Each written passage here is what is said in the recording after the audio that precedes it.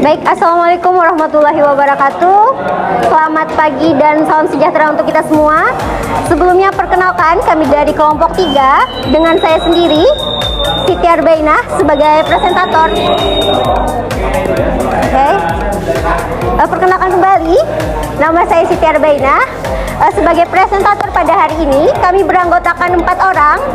Ada Franky Pakpahan sebagai kameramen pada hari ini, kemudian ada Anissa Masrul sebagai penanya di kelas A, dan ada Sisri Hayati sebagai penanya di kelas B. Kemudian di sini kami akan menyampaikan presentasi tentang perangkat ajar yang telah kami susun menggunakan Google Site. Teman-teman bisa mengakses Google Site yang sudah kami bagikan linknya tadi. Kemudian di situ teman-teman bisa melihat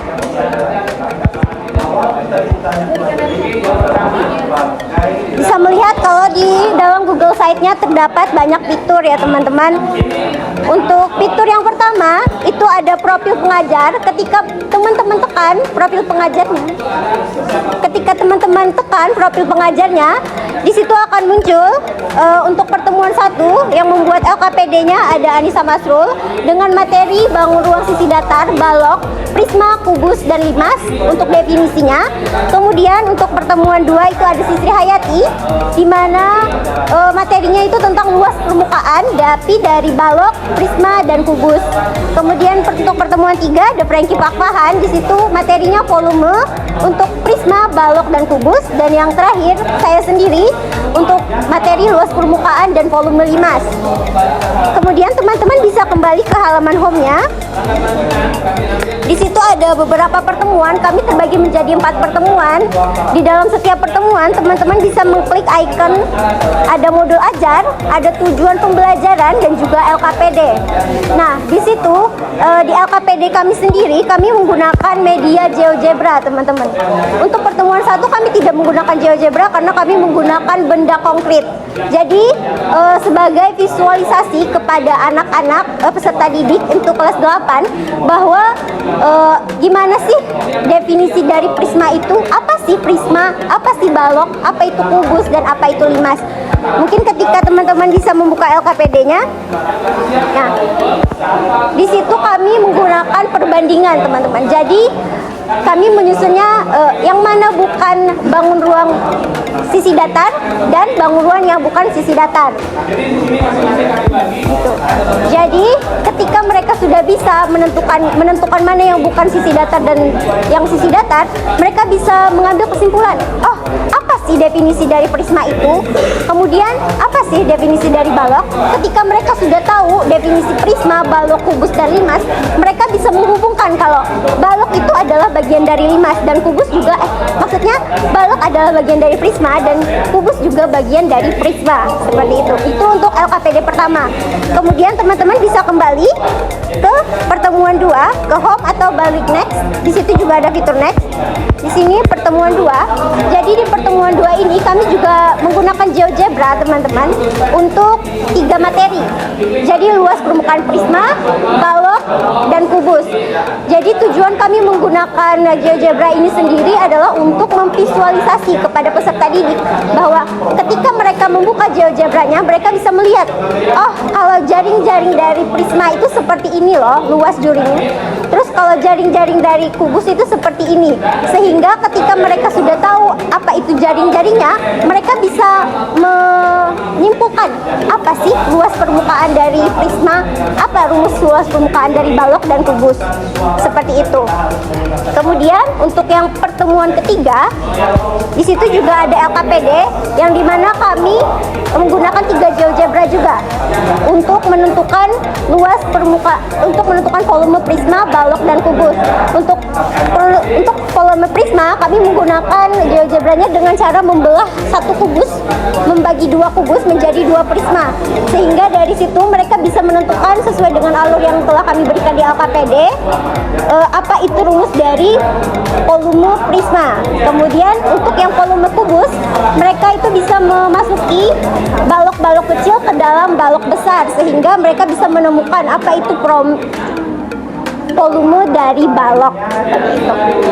Terus untuk yang terakhir, materi terakhir itu luas permukaan. Di situ kami juga menggunakan GeoGebra, teman-teman. Untuk luas permukaan limas sendiri kami menggunakan GeoGebra untuk memvisualisasi jaring-jaring dari limas itu sendiri. Jadi ketika mereka bisa melihat jaring-jaring tersebut, mereka tahu bahwa luas permukaan dari limas itu terdiri atas alas dan sisi selimut yang ditentukan dalam satu titik gitu. Kemudian untuk volume limas sendiri kami menggunakan visualisasi kubus. Jadi sebelumnya di pertemuan 3 kan mereka sudah tahu nih volume kubus itu apa.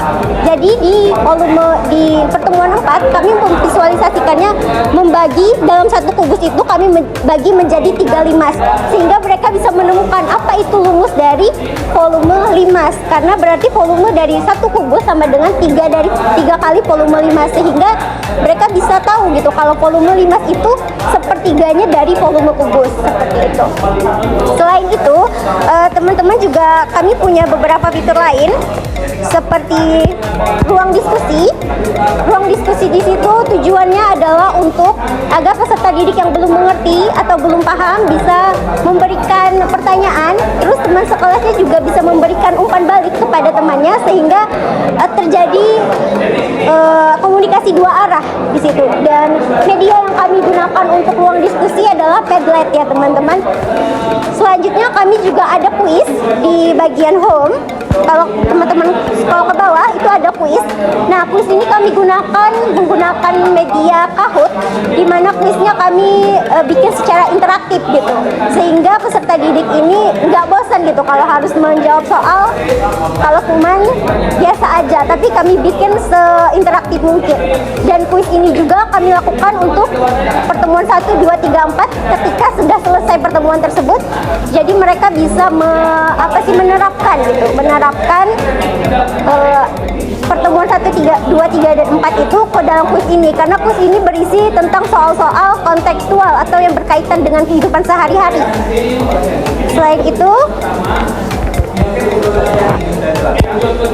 Selain kuis kami juga ada presensi teman-teman. Jadi untuk setiap pertemuan kami mewajibkan mereka untuk presensi. Yang terakhir juga ada Google Meet, di mana mereka bisa berdiskusi di situ, karena LKPD kami sendiri rata-rata menggunakan kelompok gitu untuk kelasnya. Mungkin itu saja yang dapat saya sampaikan dari teman-teman. Mungkin ada tanggapan, kritik maupun saran. Oke, baik. Perkenalkan saya Alfi dari kelompok 1 kelas B. Sebelumnya terima kasih untuk kelompok 3 sudah menyampaikannya dengan runut dan jelas begitu ya. Mungkin yang ingin saya tanggapi yaitu mengenai pengumpulan tugas. Di sini kalian kan LKPD-nya itu ditampilkan itu dengan file PDF begitu ya. Contoh saja di pertemuan pertama itu kan lembar LKPD-nya itu kan PDF bentuknya, dan di situ LKPD-nya itu bentuknya tabel. Nah, harapan kalian itu apa? Bagaimana nanti siswanya itu pengerjaannya bentuknya itu seperti apa? Apakah mereka menuliskan ulang, membuat ulang tabelnya seperti itu, atau bagaimana? Apa ekspektasi kalian, jawaban dari peserta didik itu seperti apa begitu ya? Kemudian ini karena kelompok berarti itu nanti pengerjaannya bagaimana begitu. Terima kasih. Baik, terima kasih sebelumnya atas pertanyaannya. Oke, tadi ada 2 pertanyaan. Yang pertama, gimana sih cara siswa agar menjawab LKPD tersebut? Sebenarnya kalau dari kami sendiri itu berpikirnya kemarin untuk peserta didik bisa memprint sendiri LKPD-nya, karena mereka bisa belajar lagi di rumah gitu. Maksud dari kami. Terus nanti mereka kan di situ berkelompok ya. Langsung saja 2 pertanyaan kan ya, itu berkelompok. Jadi kami tadi menyediakan Google Meet agar mereka bisa berdiskusi secara online. Karena ini konsepnya PJJ. Tapi kalaupun itu nanti di kelas, otomatis LKPD-nya yang sediakan, dan tapi peserta didik tetap bisa mengakses lagi Google Site yang kami buat, sehingga mereka bisa memprint ulang di rumah dengan menjawab ulang apa sih yang sudah mereka kerjakan di sekolah seperti itu. Apakah sudah terjawab? Dalam bentuk waktu PJJ-nya ya, harus langsung dikumpulkan atau boleh nanti aja lah, jadi bisa ada waktu untuk memprint dulu? Iya, kami sediakan waktu gitu untuk pengerjaannya gitu. Baik, terima kasih. Ada lagi pertanyaan selanjutnya? Baik, terima kasih kelompok 3 atas penjelasannya yang sangat jelas. Kemudian saya dari kelompok 3 dari kelas A izin bertanya. Yang pertama, pertanyaan saya dari segi medianya ya, memakai Google Site. Nah, saya mau bertanya, apakah kalian punya cara di mana Google Site ini bisa diakses secara luas, tidak hanya melalui link, tapi bisa diakses melalui search di website Google gitu kan? Bisa di search di Safari juga bisa. Apakah kalian punya cara? Nah, kalau tidak ada solusi mungkin tidak apa-apa juga. Nah, kemudian pertanyaan kedua, apa tujuan kalian melampirkan modul ajar yang mendeskripsikan kegiatan guru, bukan kegiatan peserta didik? Gitu, karena ini akan diberikan medianya kepada peserta didik, benar? Baik, itu pertanyaan kedua. Nah, kemudian ada pun saran dari saya, presensi kalian yang ada di Google Site itu sebaiknya diletakkan di paling awal atau di atas, karena sesuai dengan modul ajar kalian, presensi itu kan di pendahuluan gitu. Jadi letakkanlah di paling atas, saran saya. Kemudian yang kedua, untuk link GeoGebranya di modul itu yang bagian limas tidak ada. Cuman ada prisma, kubus, dan balok. Tolong dicek lagi ya, atau mungkin saya yang salah lihat. Terima kasih. Terima kasih untuk kelas B pertanyaannya. Oke, tadi ada beberapa kelas A, maksudnya mohon maaf. Jadi tadi ada beberapa pertanyaan ya. Yang pertama, bagaimana sih, ada nggak cara dari kami untuk link itu bisa disebarluaskan? Oke, yang sebelumnya yang pertama, kami masih belajar ya untuk Google Site ini, masih dalam pengembangan juga. Jadi yang kami ketahui hanya melewati link maupun QR code. Mungkin untuk cara selanjutnya bisa kami pelajari lebih lanjut lagi gitu. Terima kasih, itu mungkin juga masukan sebagai kami sebagai tambahan memperluas ini Google Site kami. Kemudian yang kedua, pertanyaannya tentang presensi modul, tentang modul ajar ya. Apa alasan kami membuat modul ajar di situ? Ya, jadi kan modul ajar itu sendiri berisi langkah-langkah gitu, alur pembelajaran. Harapan kami ketika siswa membaca modul berisi alur tersebut, mereka sudah mengetahui oh nanti pembelajaran kita akan seperti ini.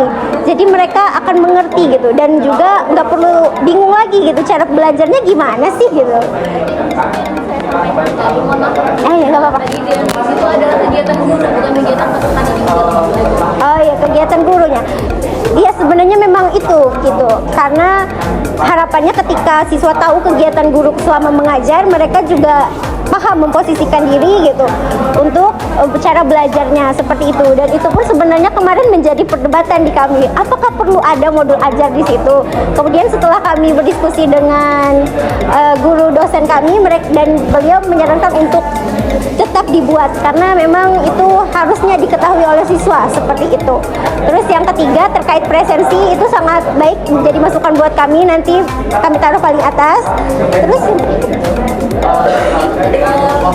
oh ya, limas, untuk link GeoGebra limas mungkin kami kelupaan untuk menaruhnya seperti itu, atau kami terlewat karena ini human error, materi kami cukup banyak. Mungkin itu saja sih.